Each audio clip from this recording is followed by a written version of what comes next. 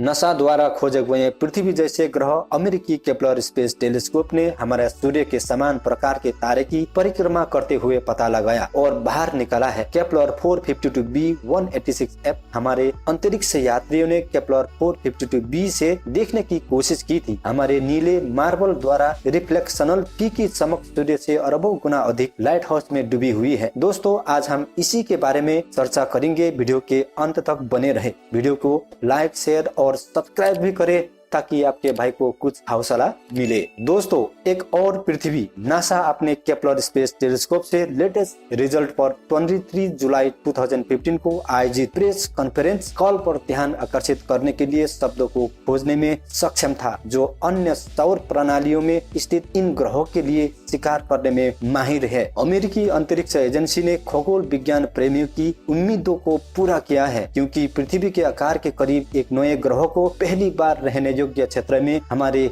सूर्य के समान प्रकार के तारे के आसपास एक उपग्रह द्वारा खोजा गया है, लेकिन 1400 प्रकाश वर्ष दूर है। नामांकित केपलर 452b ने पुष्टि किए गए एक्सोप्लैनेट की संख्या 1030 तक पहुंच गया है। नासा ने कहा कि जिसके उप निर्देशक जॉन ब्रेनफील्ड ने कहा कि उनकी खोज में हमें पृथ्वी 2.0 के करीब एक कदम ले गई है। पृथ्वी केपलर से 60% बड़े व्यास के साथ 452b 385 दिनों में तारे पर चक्कर लगाते हैं और उससे 5% दूर है जितना हम सूर्य से हैं।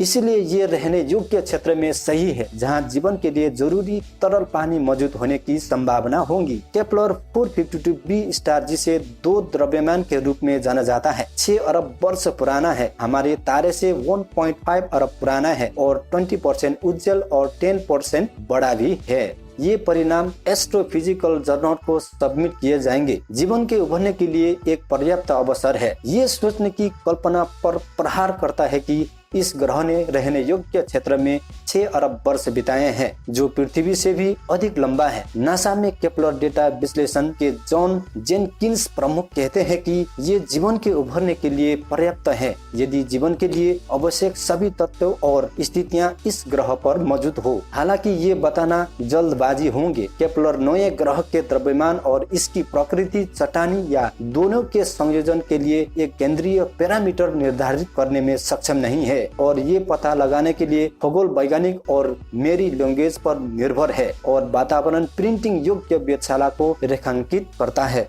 शोधकर्ता खोज से रिलेटेड नहीं था, इसका स्वागत करता है, क्योंकि ये दिखाता है कि हम पृथ्वी के समय के दौरान बहुत कमजोर संकेतों का पता लगा सकते हैं जो पृथ्वी के अनुरूप है। सुपर अर्थ की एक महत्वपूर्ण संख्या वास्तव में पहले से ही पहचानी जा चुकी थी, लेकिन सितारों के बहुत करीब परिक्रमा कर रही थी, जहां उनकी विकिरण से किसी भी जैविक गतिविधि को कली में डुबाने का और मौका होगा। कैम्ब्रिज यूनिवर्सिटी ने 1995 में पहले एक्सोप्लैनेट ए सुपर जुपिटर की सह खोज की, जिसमें पिछले 20 वर्षों में हुई प्रगति पर प्रकाश डाला गया है। ये तो बस एक बहुत लंबे सफर की शुरुआत है। हम जल्द ही वायुमंडल की संरचना के बारे में जानकारी प्राप्त करने में सक्षम होंगे। ये साइंस फिक्शन नहीं है। ये पहली बार नहीं है जब केपलर ने एक नई जन्म पाने का दावा किया है। अप्रैल 2014 में NASA Ames research centre institute के एलिसा क्वांटाना और उनके सहयोगी ने जर्नल साइंस में केपलर 186f नाम दिया गया। ये ग्रह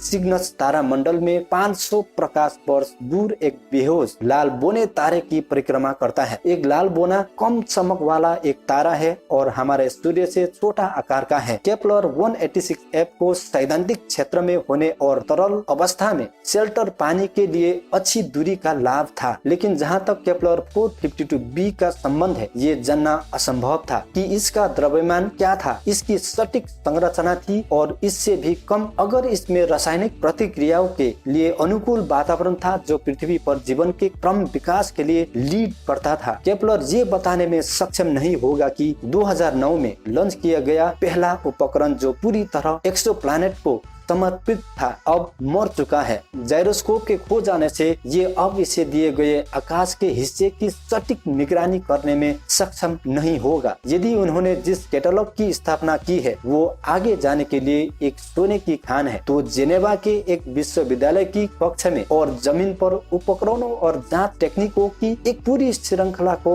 जोड़ना आवश्यक होगा। 2024 में उड़ान भरने के लिए एक लेटो की तरह एक यूरोपीय अंतरिक्ष एजेंसी अंतरिक्ष टेलीस्कोप या छोटे अंतरिक्ष टेलीस्कोप जो यूरोपीय दक्षिणी वेधशाला से हार्प जैसे एकल स्टार और उत्तराधिकारी पर ध्यान केंद्रित करेंगे। एक्सोप्लैनेट्स का पता लगाने के लिए विचारों की कोई कमी नहीं है, लेकिन दो तरीके सबसे अलग है। अलग ये है कि 1995 में मिचेल मावर और डीडीएर क्विएलोज ने रेडियल वेलोसिटी मेथड का उपयोग करते हुए जेनेवा वेधशाला में सौर टाइप स्टार के आसपास पहला एक्सोप्लैनेट खोजा था। इसमें इसके चारों ओर ग्रह की गति से प्रेरित एक तारे के रंग रूपांतरणों को मापने में शामिल है। ये डेंस तारों के स्थान को उनके गुरुत्वाकर्षण के सामान्य केंद्र तक नियंत्रित करती है। आग की आवाज की तरह सायरन जितना ऊंचा होता है उतना ही कम होता है, क्योंकि ये बाहरी सुपरवाइजर के सापेक्ष इन आवधिक आंदोलनों को दूर कर देता है,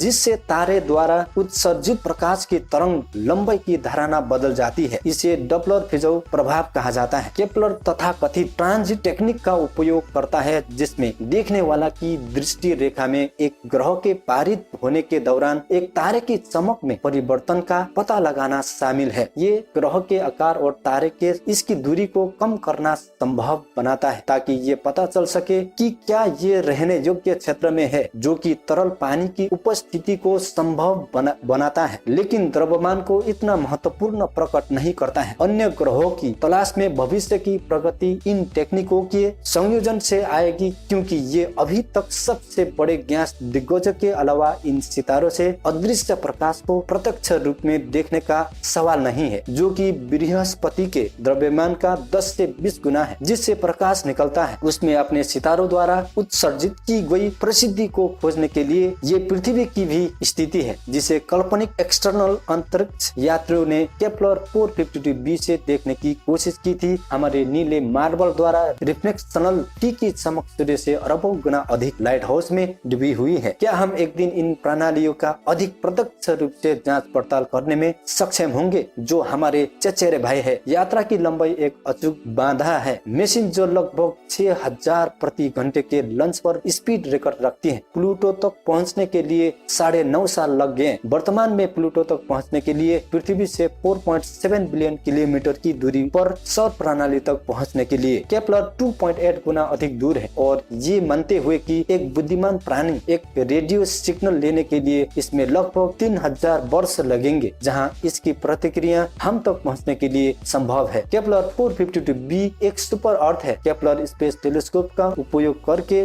खोजे गए एक्सोप्लैनेट की तरह पृथ्वी की तुलना में 60% अधिक त्रिज्या वाला ग्रह अपने स्टार के केपलर 452 के चारों ओर 385 दिनों में पृथ्वी की कक्षा में लगभग 1400 प्रकाश वर्ष की दूरी पर सिग्नस तारामंडल में स्थित है। ग्रह अपने तारे के रहने योग्य क्षेत्र में है और सूर्य से पृथ्वी की तुलना में 5% अधिक दूर पर है। केपलर 452b की खोज, जिसके अस्तित्व की भूमाप द्वारा पुष्टि की गई है, नासा द्वारा 23 जुलाई 2015 को 2 से कम पृथ्वी त्रिज्या वाले 11 अन्य संभावित ग्रहों के साथ की गई है, जो अपने तारे के रहने योग्य क्षेत्र में परिक्रमा कर रहे हैं। केपलर 452b सूर्य के अलावा एक सोलर जैसे तारे के रहने योग्य क्षेत्र में पाया जाने वाला पहला सतर्क ग्रह हो सकता है। और क्या इसे 4 गुना अधिक मात्रा के बावजूद घड़ियाल पृथ्वी के रूप में माना जाता है। इस खोज से पहले रहने योग्य क्षेत्र में परिक्रमा कर रहे थे टेल्यूरिक एक्सोप्लैनेट सूर्य की तुलना में छोटे और ठंडे सितारों के आसपास देखे गए थे। वीडियो देखने के लिए आप सभी का बहुत बहुत धन्यवाद। फिर मिलते हैं एक और नई जानकारी पूर्ण वीडियो के साथ। तब तक के लिए बाय, टेक केयर दोस्तों।